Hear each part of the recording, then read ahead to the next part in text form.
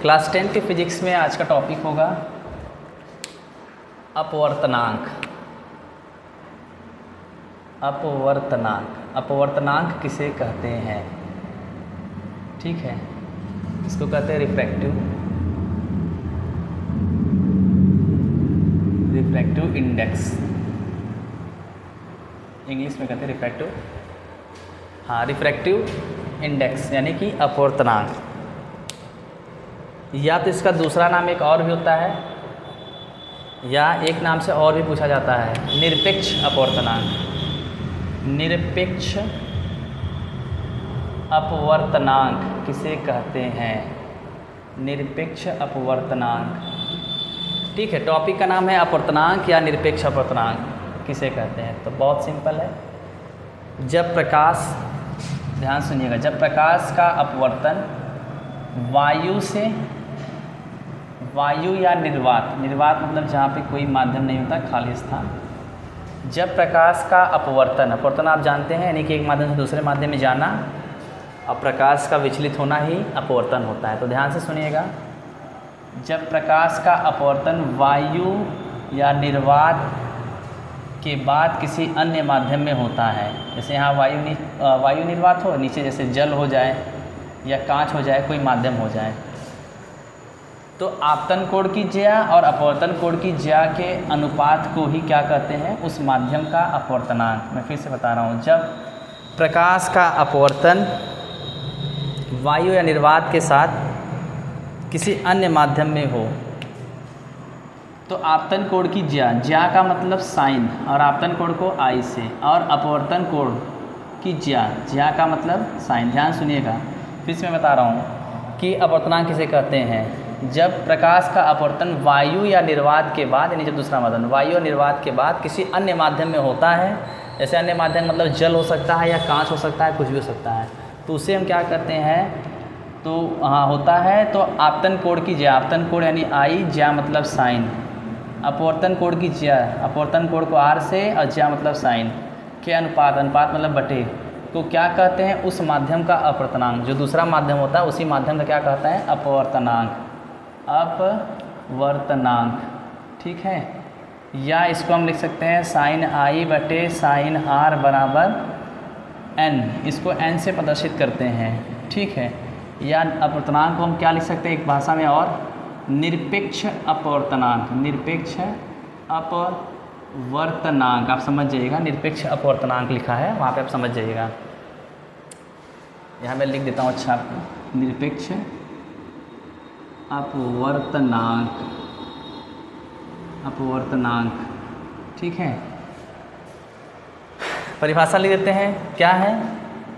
जब प्रकाश का अपवर्तन होता है, जब प्रकाश का अपवर्तन किसके साथ? वायु या निर्वात। जब प्रकाश का अपवर्तन वायु या निर्वात के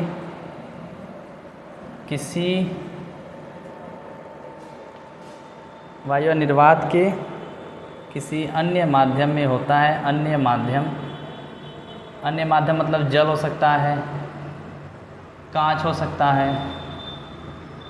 जब प्रकाश का अपवर्तन वायु या निर्वात के किसी अन्य माध्यम में होता है तो किसकी ज्या मतलब साइन। तो आपतन कोण की ज्या, जिसको मैं लिखूँगा ब्रैकेट में साइन आई, तथा अपवर्तन कोण की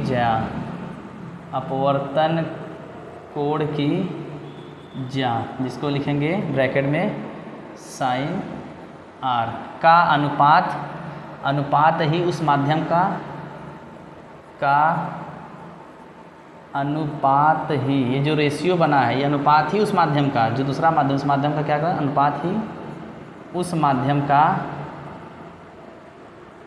क्या कहलाता है? अपवर्तनांक या निरपेक्ष अपवर्तनांक कहलाता है। तो आप समझ चुके होंगे, बहुत सिंपल है।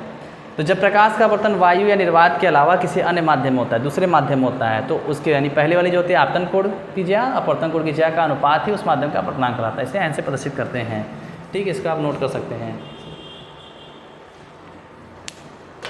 तो अब ये हेडिंग तो आपका हो गया। दूसरी हेडिंग इसी के बाद तो बस आपको इतना जानना है कि पहला माध्यम वायु या निर्वात हो और दूसरा माध्यम कुछ और हो, तो उसके आपतन कोण की ज्या अपवर्तन कोण की ज्या का अनुपात जो होता है वही अपवर्तनांक कहलाता है। सीधी सीधी बात है। एक हेडिंग इसमें और होता है सापेक्ष अपवर्तनांक। ये क्या होता है?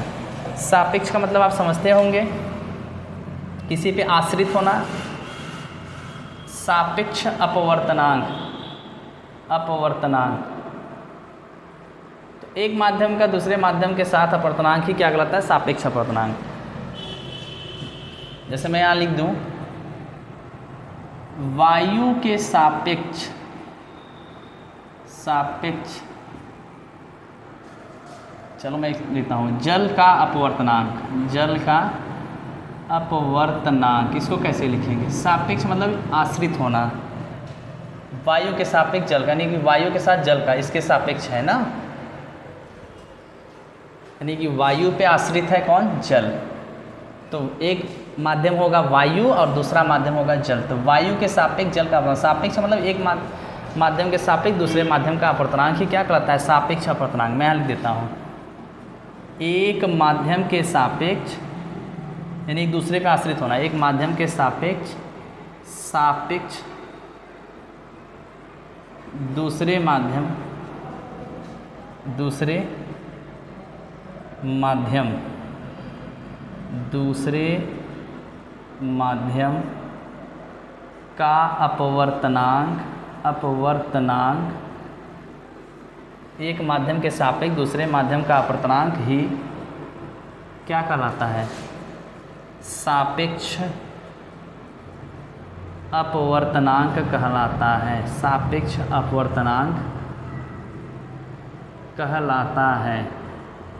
सापेक्ष अपवर्तनांक का मतलब एक के सापेक्ष दूसरा। इसको कैसे लिखते हैं? स्मॉल n लिख देंगे। जैसे मान लो पहला माध्यम वायु है तो वायु को इंग्लिश में एयर कहते हैं, ए से दिखाएंगे।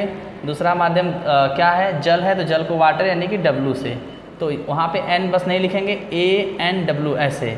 आप n का मतलब क्या होता है मैंने भी बताया, n का मतलब अपवर्तनांक, तो वही तुमने लिखा है एक माध्यम के सापेक्ष, यानी वायु हो गया एक माध्यम, सापेक्ष यानी इसके आश्रित है कौन? जल। एक माध्यम के सापेक्ष दूसरे माध्यम का अपवर्तनांक, दूसरा माध्यम क्या है? जल का अपवर्तनांक यानी n।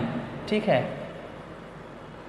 तो एक माध्यम के सापेक्ष दूसरे माध्यम का अपवर्तनांक ही क्या कहलाता है? सापेक्ष अपवर्तनांक। तो वायु के सापेक्ष जल का अपवर्तनांक, इसको कैसे लिखेंगे? अपवर्तनांक को तो n से लिखते हैं। अब वायु के सापेक्ष, वायु को एयर यानी ए से, जल को क्या कहते हैं? वाटर यानी डब्लू से।